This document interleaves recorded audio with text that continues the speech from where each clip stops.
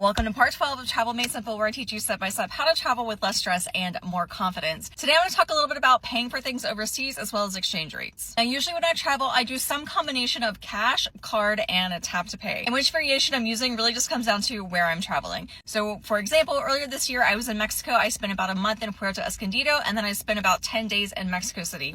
When I was in Puerto, almost everything was cash. I used cash for almost everything except for a couple of restaurants that I went to. And then I went to Mexico City. Everything was card or tap to pay. So even within a country, it can be really different.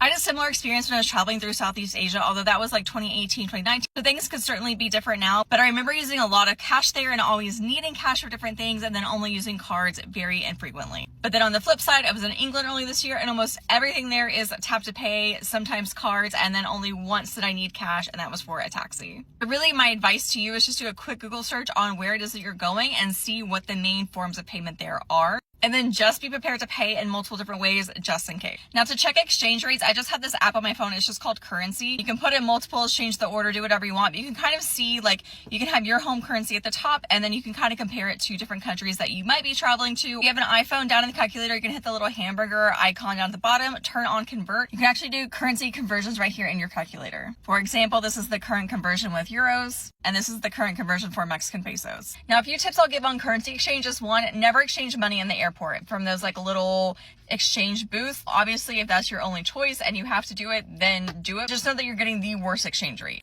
If you're paying with a card and it asks if you want to pay in the local currency or your home currency, always choose the local currency. It's basically that point of sale device, like the little machine. If you pick your home currency, it's going to do the exchange rate for you, versus if you pick the local currency, then your bank will do it for you. And your bank is almost always going to give you a better exchange rate than a third-party point of sale device. So you always want to default to the local currency if you're paying with your card and it asks, versus your home currency.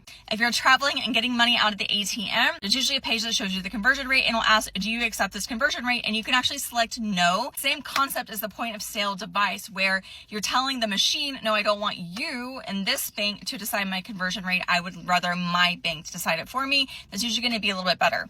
You're still going to get charged a foreign bank transaction fee. There's really no way around that. So in that case, you just want to make sure that you're getting larger sums of money out of an ATM at one time instead of going back multiple times. If you travel a lot, I definitely recommend getting a travel-based credit card that's going to give you points for every time you spend. If you don't travel very often, I wouldn't worry about it. So in summary, I would say be prepared to pay in multiple ways, know the exchange rate, and know that exchanging money is going to cost money, but there are ways to do it better than others. Follow along from our travel tips, and happy travels.